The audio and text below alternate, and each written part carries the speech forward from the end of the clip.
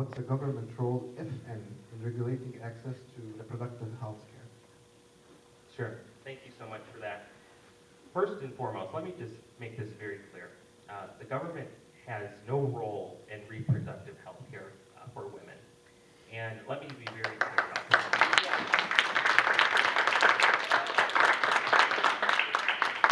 What we've seen this year has been tragic, in my opinion.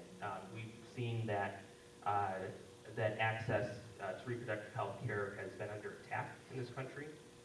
We've seen that states have complete abortion bans. We've seen in states around us where young girls, 11, 12 years old, trying to obtain an abortion, weren't able to. And these are the stories that we're seeing. I don't, for one, do not want to see any woman or child die because of their not being able to access a safe abortion in this state or in this country. So I'm fully, 100% behind making sure that we're doing everything we can, including supporting the ballot initiative in November, to make sure that we are providing safe access to reproductive health care for every woman in this state. So, thank you. Thank you. Our next question, how would you fund our education system and where would you allocate resources? Yeah, thank you so much for that.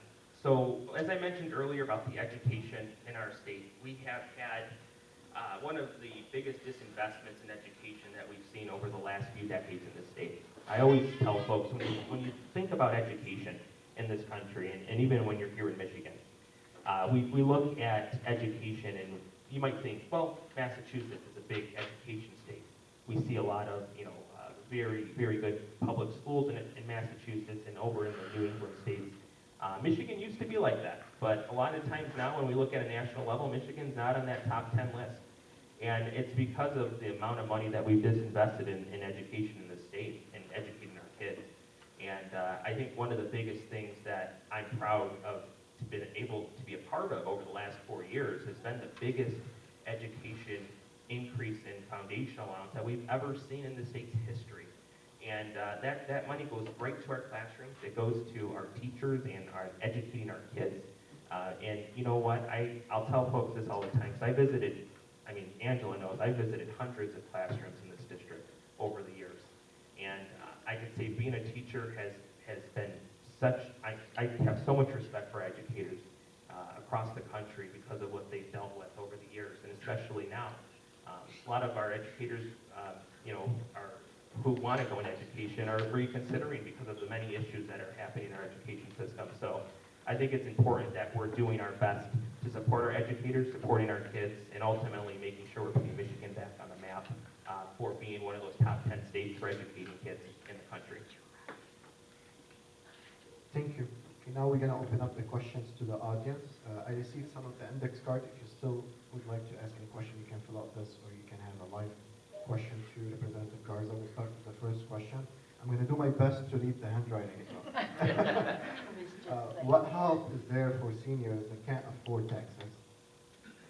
Yeah, that's a great question. So we actually are able to, it depends on each city. So if it's Taylor, then we can chat about that, or other cities. Many cities have different programs that are put on through the state of Michigan as well. So if there's seniors that owns their home or has a mortgage, whatever it is, we're able to, through the state of Michigan Helping Hand Grant, they're able to provide resources to those seniors who might not be able to afford their taxes on their home.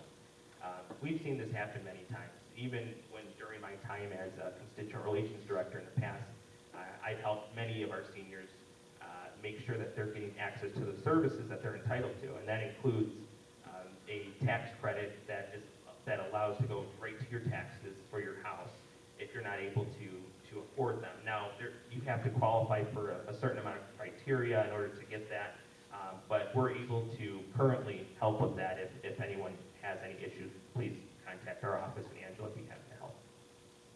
Thank you. Our second question from the audience is, what will you do after you are elected? That's the first. And then the same person is asking, what are your top 3 priorities? Great question. So if I am reelected, I think one of the biggest things that I would like to do is sit down with all of our local elected officials. We, right now, just for folks at home and for folks in the audience, right now the district is Taylor, Romulus, and part of Van Buren Township. I think it's important to kind of distinguish a little bit what's happening here. So after redistricting, the 29th district was created, and it includes the city of Taylor from Van Buren Road to North Line Road. It includes Romulus from Inkster Road to Middle Belt, and then it goes south. It includes all of Huron Township. It includes all of Ash Township and Carlton. It includes portions of Frenchtown Township, and then a portion of the city of Monroe. There's a lot of communities in this district, and I think one of my first priorities as re-elected as state representative is to make sure that I build relationships with all of the local elected officials in the district. I'm proud to be supported by the majority of the Taylor City Council and also the majority of the Romulus City Council because of the relationships I've built over the years. And that's going to be no change from when I'm reelected. It's important to keep a pulse on what's happening in every single community you represent so that you're doing your best as a legislator to respond to the needs of those residents and those elected officials who represent the people that are in your district. So that's number one. And the top three priorities that I have going into this year is making sure we repeal right to work. I think that's a big thing.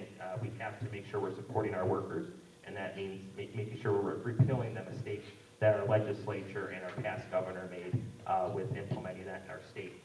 Second, I think one of the biggest things we have to do is make sure that folks who are eligible for health care in Michigan, my health care, Michigan plans, we're making sure we're getting people the help they need, health care, dental services, things like that. I think there's a big issue in our state and across the country with folks accessing health care across the state. So I think that's another big thing for me as a legislator going into my third term.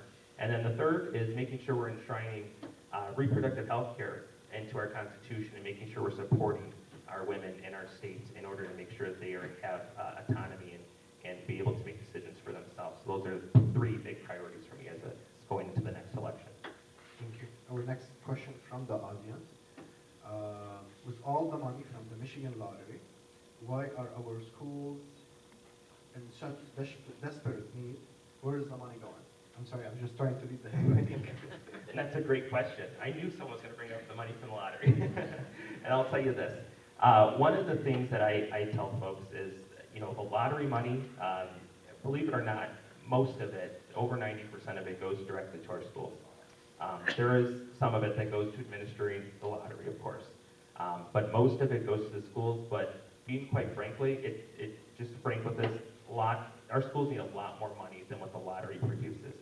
And I always tell folks, they always see like these billboards, $90 billion to our schools the last year, this, that, and the other. And that's great. I can tell you this right now, I don't know how our schools would operate without the lottery, but that is a fraction of the budgets of our schools. There's a lot more money that's needed in order to actually execute the education of our kids. Our schools have been severely, like I mentioned earlier, divested from over the years, and that will never go away overnight. And we've chipped away at that over the last few years, including making sure that we've looked at the lottery money and making sure that every single dime possible goes to our schools from that. And let me be honest, we've seen this in government. As a state representative, we've seen the gas tax, for instance. Not all the gas tax goes to our roads, by the way, just so I'm sure you all know that. But we have done our best to make sure that we flip that, to make sure that people, especially the money from the lottery, is going directly to our kids' education. But the answer to the question, though, is most of that money goes to the schools, but we do need more money for our schools and other